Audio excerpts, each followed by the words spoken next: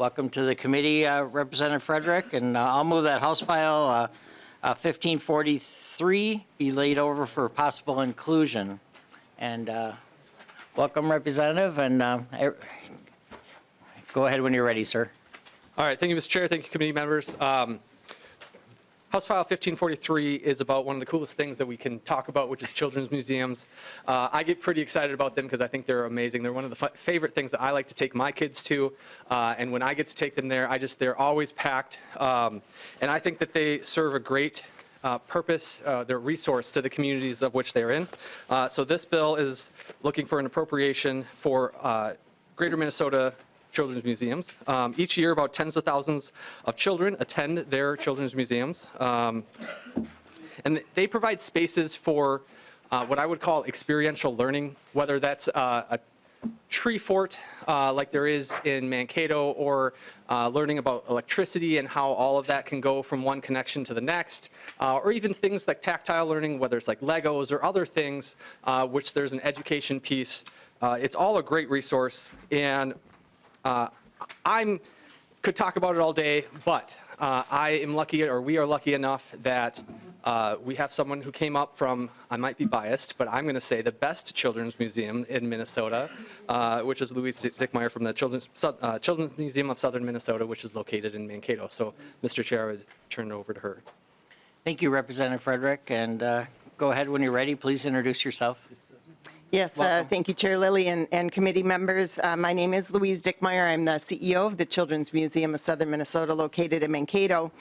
And I want to thank you for your consideration this morning for all of the children's museums across the state. Today, I am representing a coalition of 10 children's museums and discovery centers throughout Minnesota. The members of this coalition are located in Bloomington, Brainerd and Baxter, Breckenridge, Duluth, Fergus Falls, Grand Rapids, Hutchinson, St. Cloud, and Wilmer. Together, the coalition museums serve over 500,000 guests each year, and we capture visitors from every county in Minnesota. When the legacy funding started years ago, there were 3 such museums, and today there are 13. While we've all appreciated the funding we've received in the past from the legacy funds, together coalition members are seeking equity in legacy funding for moving to an annual appropriation for all children's museums and eliminating the competitive grant process. An annual appropriation empowers each of our museums to plan our programs, our exhibits, and our access initiatives with greater certainty. When we are no longer competing with other museums for grants, we're able to collaborate fully. And in addition, for museums with limited resources, this approach gets much needed funding into their hands much more easily. The programs supported by legacy funds are incredibly impactful on the well-being of children and families. Play is children's work, and it is critical to their development.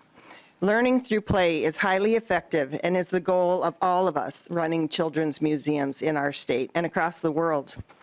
If a child is not done learning how to learn by the time they're age 3, it is a remedial effort from there. Our key demographic is birth to 9, and I believe we serve as an important feeder into the K-12 educational system. Access programs are central to our museum's work. For example, in my museum, the Children's Museum of Southern Minnesota, we consistently maintain 30% of our membership in what we call a Gateway to Play membership that is given to families facing barriers at no cost. Many of these families tell us that our museum is the only safe place that their children can play. Of our present 2,458 members, 689 of them are Gateway to Play memberships. That's a value of around $82,000 that has been given away free.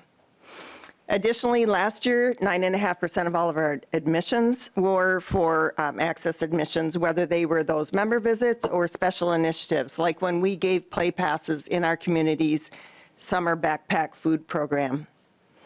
Daily in children's museums across the state, county, and school caseworkers meet at the museum for supervised visits and assessments.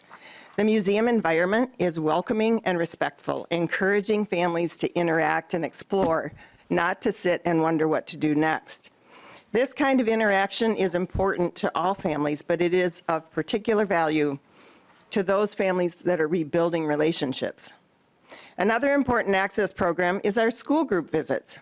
In Mankato, we serve mostly rural districts that have a 50% or higher rate of free and reduced lunches. And in 2022, the CMSM served school groups from around 20 different counties in Minnesota.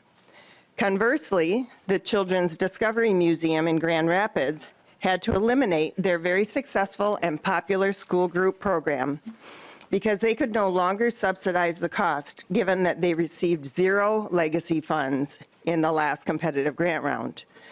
That meant that thousands of children were unable to make an amazing or take in an amazing learning through play experience. So finally, I just want you to remember that children's museums and discovery centers play a critical role in the early development of children who learn through play and exploration. Our museums are community hubs for both informal and standard-based learning that engages children and caring adults through exhibits and programs, field trips, and special events. Each of our museums offer experiences that are unique to our community, highlighting our local history, highlighting our regional industry, and our culture. Thank you for considering an annual appropriation from legacy funds to continue this impactful work. Thank you, Director Dickmeyer. I'm just going to interrupt for a second. I'd like to welcome, we have some guests today, and they're from Lake International Language Academy. Is that right? From Forest Lake? Yes. Welcome to the Legacy Committee, and thank you for being here. And today we're talking about children's museums. So I don't know if you've ever been to a children's museum, but we're talking about children's museums all over the state of Minnesota. So welcome. So Representative Frederick, go ahead. Mr. Chair, I would just say that I think children's museums are pretty awesome. If you want to picture a kid walking into a space and they can hit a button and it's different sites where they can pick where power might be generated. They may not understand that at the point. And then it goes to the next point where it might be a power substation. They can follow kind of this light rope over the next space. And then they can pick what house it goes to. And these houses are made out of Legos, and they can see little Lego people. And so it's really fun. It's interactive. But at the same time, they're literally learning about our electric grid and how power is generated and how a light bulb in our house might get turned on. I mean, that's just one example of what kids can learn when they go to children's museums. They're a great educational resource for our community, and I would just really appreciate the support of the committee. Thank you, Representative Frederick. We have a question from Representative Becker.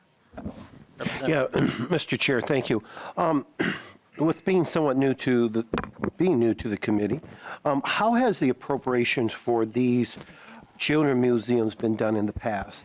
And I know you mentioned, the testifier mentioned through grants, but did they generally get these amount of grants? Was it a higher dollar figure? So if one of you two could go through that, I would appreciate that. Thank you. Thank you. Representative Frederick, or go ahead if you're... Thank you, Mr. Chair. Thank you for the question. In the past, when we've carried similar legislation like this, there has been specific dollar value appropriations asking for each site.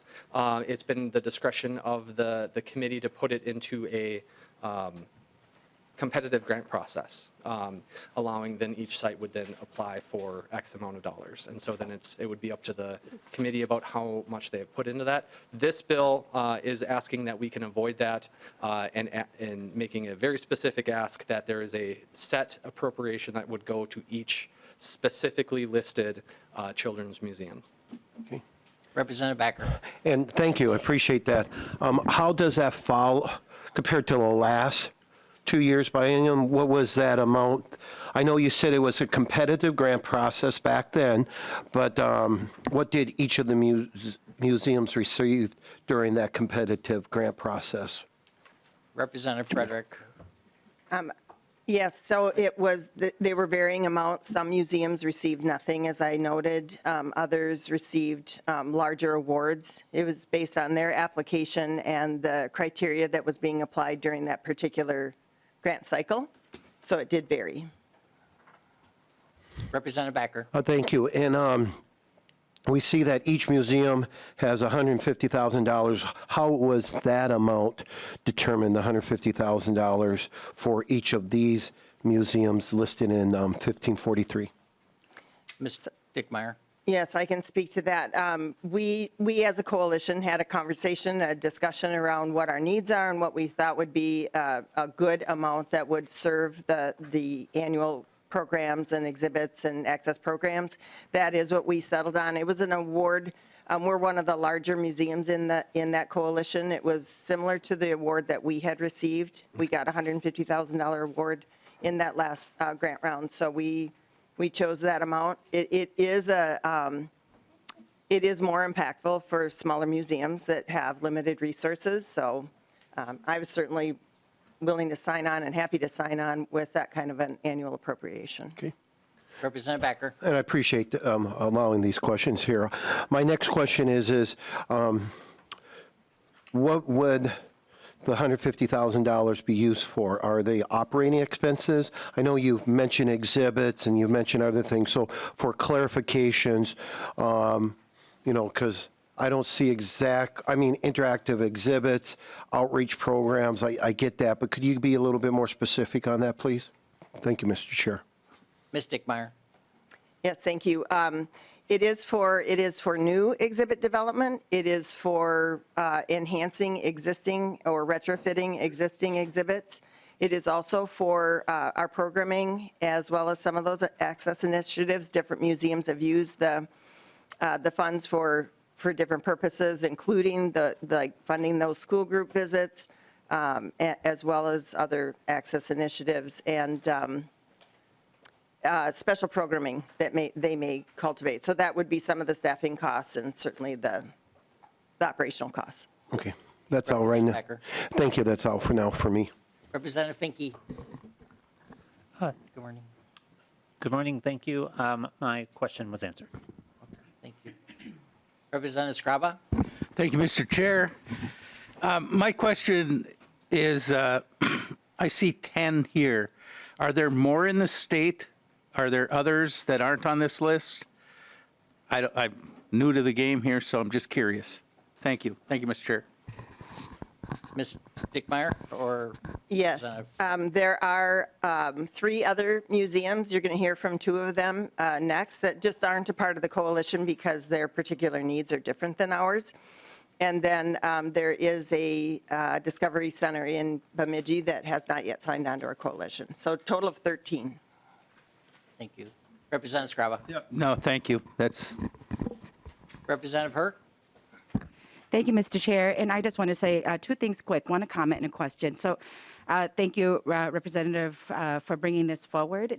My children grew up in the children's museums as well here in the Twin Cities. And, and I came from a community in which I didn't always have access to this type of interaction as a child growing up because my family had income barriers to this. And so I think that anytime we can invest in our children's museums, I think it's really important.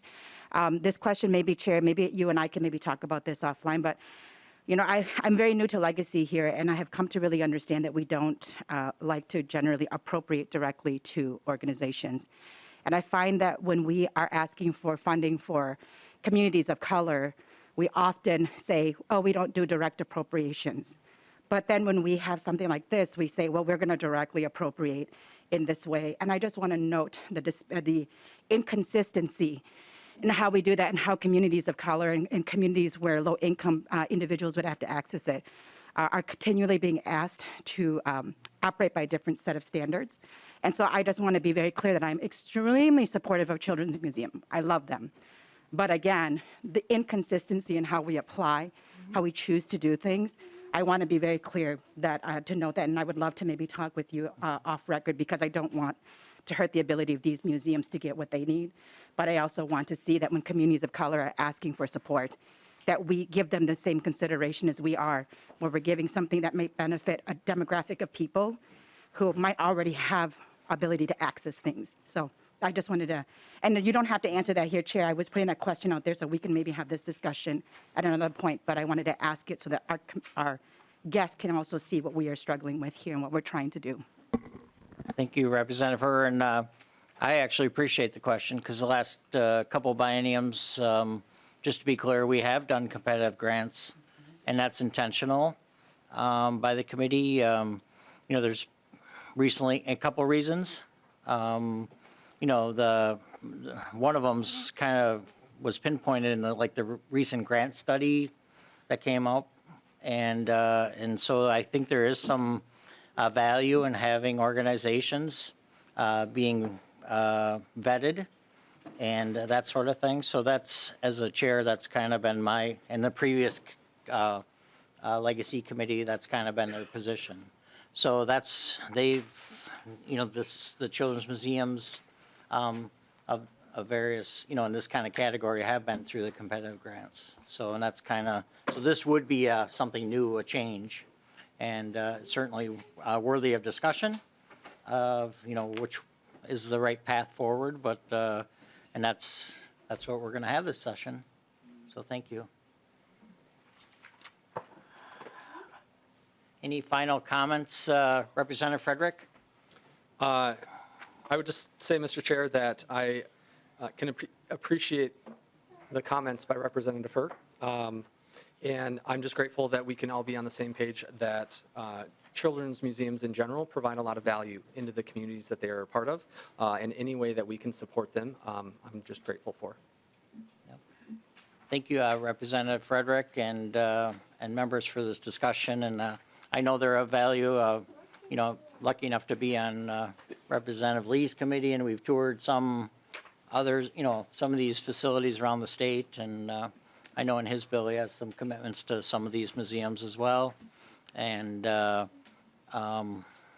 I really appreciate the discussion, and thank you for coming today. Thank you. Thank you. With that, House File 1543 is laid over. Thank you.